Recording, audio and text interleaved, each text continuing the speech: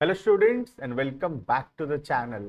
आज की क्लास में हम कंटिन्यू करेंगे अपना सब्जेक्ट मैनेजमेंट अकाउंटिंग, जिसके अंदर आज के वीडियो हम देखेंगे मैनेजमेंट अकाउंटिंग क्या होता है और मैनेजमेंट अकाउंटिंग का क्या नेचर एंड क्या स्कोप है मैनेजमेंट अकाउंटिंग का।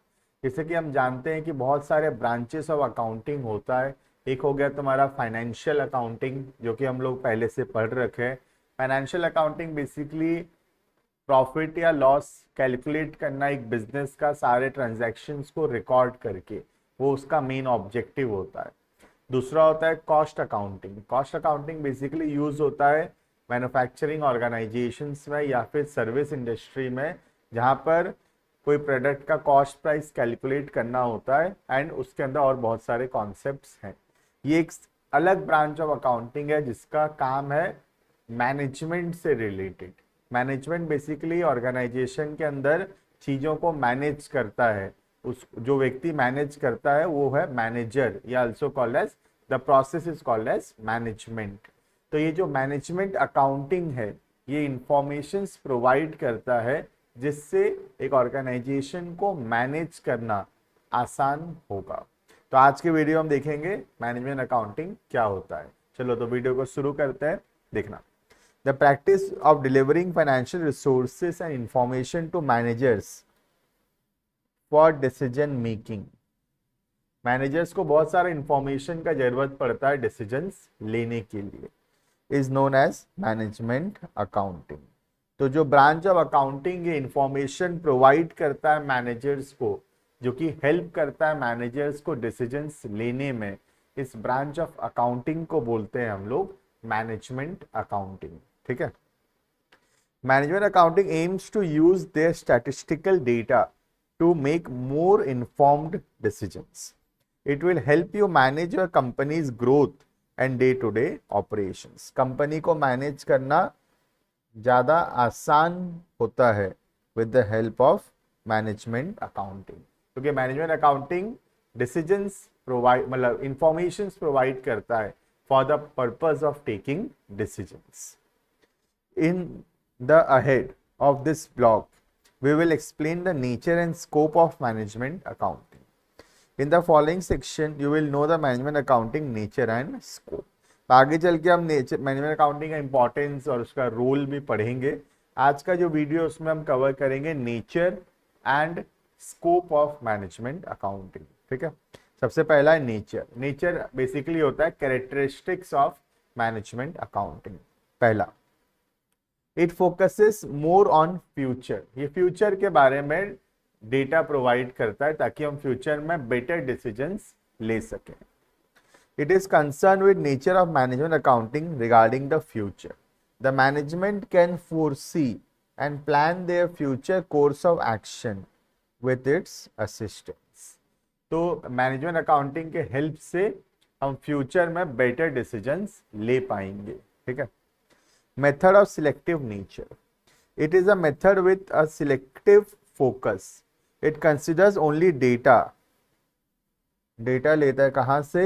From the profit and loss account and the balance sheet, which is relevant and valuable to the management. तो मैनेजमेंट को सबसे इंपॉर्टेंट इंफॉर्मेशन प्रोवाइड करता है, that is financial information provide करता है from the profit and loss account and the balance sheet, जो कि हम बनाते हैं अंडर फाइनेंशियल अकाउंटिंग। ठीक है। Third, it demonstrates the casualty of events on the profitability of the company, the impact of numerous decisions.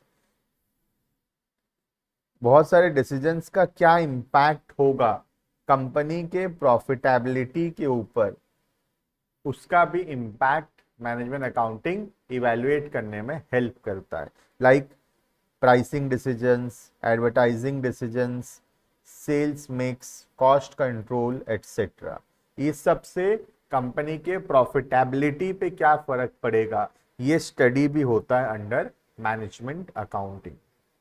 As it shows that the nature of management accounting establishes the cause and effect relationship. Next, point number 4. It provides informations and not decisions. Decision नहीं लेता, ये information provide करता है जो कि help करता है managers को डिसीजंस लेने में, ठीक है। The management accountant never takes any decisions but only provides data based on which the management takes decisions. The nature of management accounting shows that it can only provide information to the administration.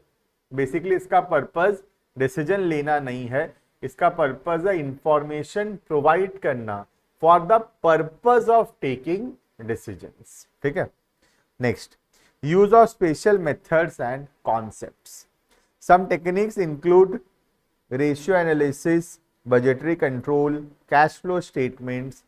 This method used will depend upon the nature of the problem and the prevailing circumstances. तो मतलब बहुत special chapter से, special method से study करने का, ठीक है। अलग अलग ऑर्गेनाइजेशन में अलग अलग टाइप का मेथड अलग अलग सिचुएशन में लगता है। ये हमारे आने वाला चैप्टर है, ये सब ratio analysis, budgetary control, cash flow statement, ये सब हमारा नेक्स्ट यूनिट जो है वो चैप्टर सब है ये, ठीक है। No set formats. It does not provide information in a prescribe proforma like that of a financial accounting. कोई फिक्स फॉर्मेट नहीं होता, जैसे फाइनेंशियल अकाउंटिंग में फिक्स फॉर्मेट से डेटा को प्रेजेंट करने का, trading account, PL account, balance sheet, वैसे यहाँ पे कोई फिक्स प्रेस्क्राइब फॉर्मेट नहीं होता है, ठीक है। It includes information that may be most suitable to the management in making various decisions. There are no set of formats for providing information on the nature of management accounting. ठीक है। 7. No specific rules followed. कोई अलग से ज़्यादा rules regulations भी नहीं है। जैसे फाइनेंशियल अकाउंटिंग के अंदर बहुत सारे अकाउंटिंग स्टैंडर्ड्स है और अकाउंटिंग स्टैंडर्ड्स के हिसाब से हमको काम करना पड़ेगा, लेकिन मैनेजमेंट अकाउंटिंग के अंदर ऐसा कोई स्टैंडर्ड्स मौजूद नहीं है। No specific rules are followed like management accounting. Though management accounting tools are the same, their use differ from one form to the another. Last, purely optional. ये हमारी मर्जी है, वॉलेंट्री है कि हम मैनेजमेंट अकाउंटिंग लगाना चाहते हैं या फिर नहीं. मैंडेटरी नहीं है मैनेजमेंट अकाउंटिंग यूज करना, लेकिन जो फाइनेंशियल अकाउंटिंग है वो हमको यूज करना ही पड़ेगा, ठीक है। This is all about the nature of management accounting. अभी नेक्स्ट टॉपिक हमारा आएगा, that is the scope of management accounting. Management accounting के अंदर क्या क्या चीज आएगा, ये सब बेसिकली हमारे आने वाले चैप्टर्स जो है वो सब कवर होगा यहाँ पर, ठीक है। पहला है फाइनेंशियल अकाउंटिंग. देखना, financial accounting includes the scope of management accounting. It uses the data provided by financial accounting. तो फाइनेंशियल अकाउंटिंग जो डेटा प्रोवाइड करता है, मैनेजमेंट अकाउंटिंग उन डेटा को यूज करके डिसीजंस लेता है.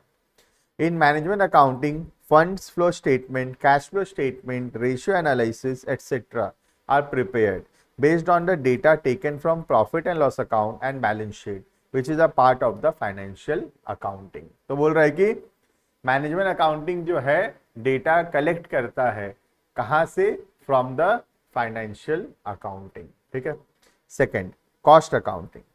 It provides information about the total cost and per unit cost of products and services. This information is very helpful in cost control. तो cost accounting को बहुत सारा डेटा का जरूरत पड़ता है, लाइक कॉस्ट पर यूनिट या फिर टोटल कॉस्ट, और ये सब डेटा कहाँ से मिल रहा है, from management accounting. It includes in the scope of management accounting. It contains standard costing, operating costing etcetera, which help makes various decisions, types of managerial decisions. तो इसके अंदर स्टैंडर्ड कॉस्टिंग आता है, ऑपरेटिंग कॉस्टिंग आता है, जो कि बहुत डिसीजंस लेने में मदद करता है. नेक्स्ट है बजटरी कंट्रोल. ये तो पूरा चैप्टर है हमारा, आगे चल के बजट बनाना और फिर एक्चुअल परफॉर्मेंस को कंपेयर करना प्लान्ड परफॉर्मेंस के साथ. Various types of budget should be prepared under budgetary control. Actual performance is in comparison to the budgeted figures and the deviations are analysed to fix the responsibility and take remedial actions. Next आता है हमारा inventory control. ये भी हम पढ़ते हैं, cost accounting के अंदर पढ़े होंगे हम ये चैप्टर इन्वेंट्री कंट्रोल का, ठीक है। देखना, various techniques are helpful to keep adequate control of stock. It includes in its scope all the inventory control techniques. याद होगा कॉस्ट अकाउंटिंग में पढ़े होंगे, maximum inventory level, minimum reorder level, या फिर safety stock, economic order quantity, ये सब आता है under inventory control. However, the scope of management accounting includes inventory control. Next, financial statement analysis. तो फाइनेंशियल स्टेटमेंट को एनालाइज करके उससे मीनिंगफुल कंक्लूजन्स ड्रॉ करना, ये भी काम है मैनेजमेंट अकाउंटिंग के अंदर. It employs various techniques to analyse and interpret financial data to make it meaningful. Also, it is understandable to the management and multiply users of financial statements. Revaluation accounting. Revaluation पता होगा, जो asset या liability के value में changes आता है, ठीक है. The firm's resources valuation is at current price instead of historical cost. It is helpful to measure the net profit and capital of the business in absolute terms and not in monetary terms. तो revaluation accounting help करता है सब चीज को current price पे value करने में. सब कुछ क्या होता है, हिस्टोरिकल कॉस्ट पे लिखा हुआ होता है फाइनेंशियल अकाउंटिंग के अंदर, लेकिन मैनेजमेंट अकाउंटिंग हर चीज का अभी करंट मार्केट प्राइस देखता है, ठीक है. Next, reporting. बहुत सारे रिपोर्ट्स बनता है अंडर मैनेजमेंट अकाउंटिंग.